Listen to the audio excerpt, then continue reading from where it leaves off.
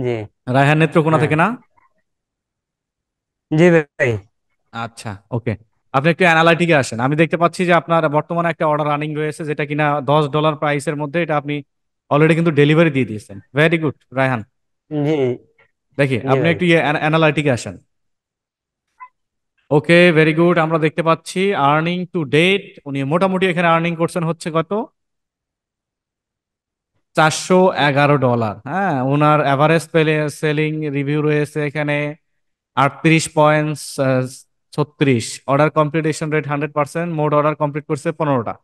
আচ্ছা রায়হান, এখন একটু আপনাকে কোশ্চেন করি। জি ভাই। জি। রায়হান, আপনি কত দিনের মধ্যে কাজ পেয়েছিলেন?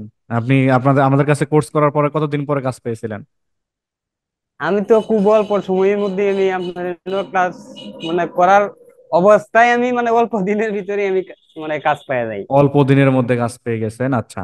ওকে। জি। তা আপনি মার্কেট প্লেসের বাইরে থেকে কোনো কাজ পান নাই? আমি মার্কেট প্লেসের বাইরে অনেক ক্লায়েন্ট আমি হান্টিং করি।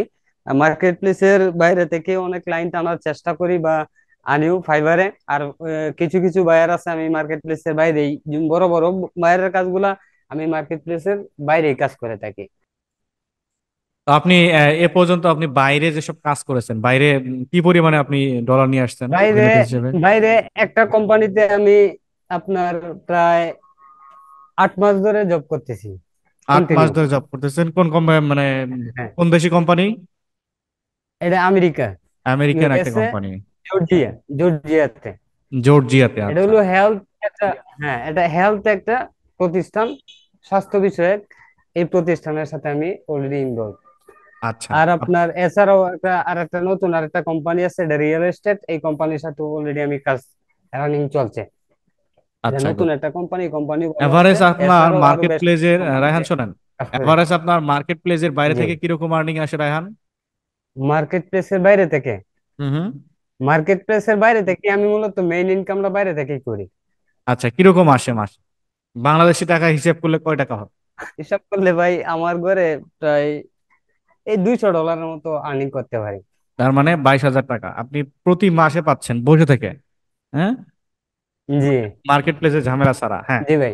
আমরা এসব জি। স্টুডেন্টদের কেন বলি আপনাদেরকে বলার একটা ট্রাই করে, কেননা মার্কেট প্লেসের কাজগুলো হচ্ছে অনেকটা মানে অস্থায়ী রিলেটেড কাজ। যে কাজগুলো আপনারা করলে দেখবেন যে আপনার অ্যামাউন্ট হচ্ছে ঠিক, কিন্তু হঠাৎ করে আপনার দেখবেন মার্কেট প্লেসের প্রোফাইলগুলো ডিসেবল হয়ে যায়, ঝামেলা করে দেয়। আবার আপনি এখান থেকে $100 কাজ নিয়ে আসছেন, $20 মার্কেট প্লেস কেটে নিবে। ফাইবারের কথা বলতেছি আমি। কিন্তু আপনি যদি বাইরে থেকে জি। ক্লায়েন্ট আনেন, সেম বায়ারটাকে যদি আপনি বাইরে নিয়ে যান, এটা প্রথম অবস্থায় হয়তো হয় না, আস্তে আস্তে হয়ে যায়। এই সেম ক্লায়েন্টটাকে যদি আপনি বাইরে নিয়ে যান, তো সেক্ষেত্রে দেখবেন যে পুরো আপনার ওই যে $20টা বাইরে দিতে হচ্ছে না, পুরো অ্যামাউন্টটাই আপনার পকেটে থাকতেছে, পুরোটাই আপনি নিতে পারবেন। তো রায়হানের কিছুক্ষণ আগে আমি পেমেন্ট নিয়ে কথা বললাম, ওনার পেমেন্ট সংক্রান্ত ঝামেলা হয়েছিল। তো উনি এর আগে টাকা নিচ্ছিলেন হলো ট্যাপ ট্যাপ সেন্ডের মাধ্যমে। তো উনি রিসেন্ট জুমের মাধ্যমে উনি বিকাশে টাকা নিয়েছেন, যে এটা ক্লায়েন্টের ভেরিফিকেশন, জুমের ভেরিফিকেশনের প্রবলেমের কারণে টাকাটা এখন আসেনি। এই তাগিদে বা রায়হানের সাথে আমার কথা। হুম। উনি আমাদের স্টুডেন্ট ছিলেন 103 নাম্বার ব্যাচের। উনি বেশ কিছু পেমেন্ট কিন্তু ইয়েতে নিয়েছেন, বাইরে থেকে নিয়েছেন। সেটা আমরা দেখলাম, ওনার ট্রানজাকশন দেখলাম। মেবি উনি অন্য কম্পিউটারে আছেন, তাই না রায়হান? জি।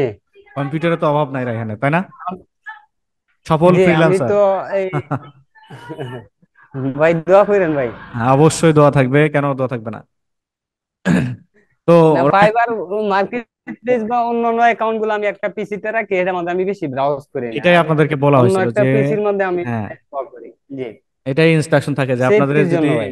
বিজনেস পারপাস যদি কোনো পিসি থাকে, সেটা বাদ দিয়ে আপনার পার্সোনাল পিসি নেন। পার্সোনাল পিসিতে আপনার ফাইবার অ্যাকাউন্টটাকে রাখেন, অথবা যে কোনো market place transaction related, banking related যেগুলো ডকুমেন্টস থাকবে, ওগুলো আপনারা ওখানে রাখেন।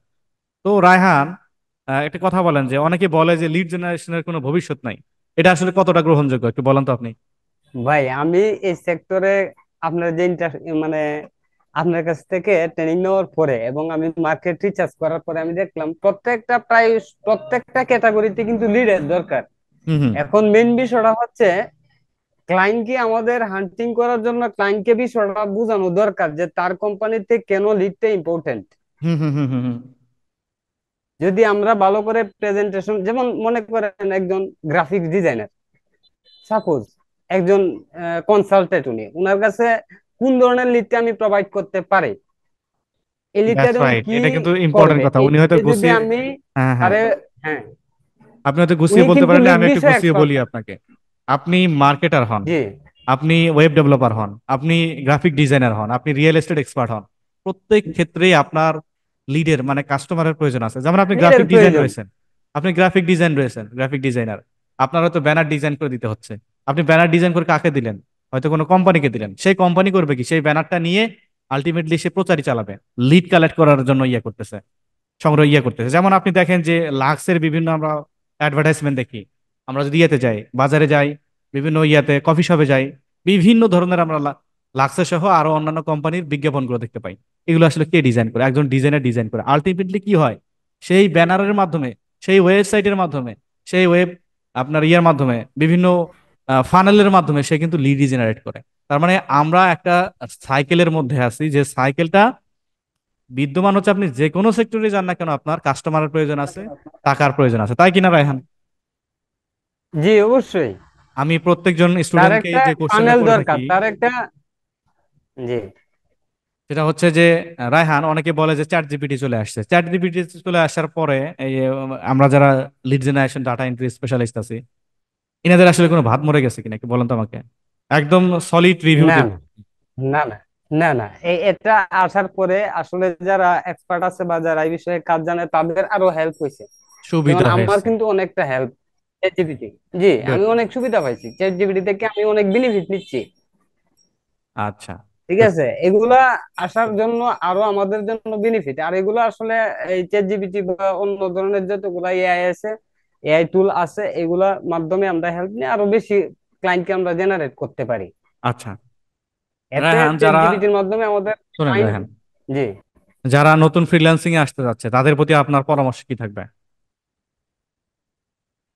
আমার নতুন ফ্রিল্যান্সার যারা ভাই বোনেরা আসতে চায় তাদের উদ্দেশ্যে আমার একটা কথাই, মার্কেট রিসার্চ করেন, ভালো করে কাজ শিখেন। অবশ্যই মার্কেটে ডিমান্ডেবল লোকের অবশ্যই অভাব আছে। আমরা রাইট। মূলত কাজটা না শিখেই মানে জাম করি, ঠিক আছে, আর এতে বাইরের ডিমোটিভেট হয়। আমি মনে করি কাজটা ভালো করে শিখার পরে, ঠিক আছে, বাইরের সাথে কনভারসেশন এনে অনেকগুলা বিষয় থাকে, এগুলা যাতে আমরা সুন্দরভাবে শিখে কারো কাছ থেকে একটা ট্রেনিং নেওয়ার পরে, হ্যাঁ, এরপরে আমরা যদি একজন যদি কাজ করে, অবশ্যই আল্লাহর রহমতে সে ভালো একটা কিছু করার মতো একটা সুযোগ ইনশাআল্লাহ। সুবিধা এখানে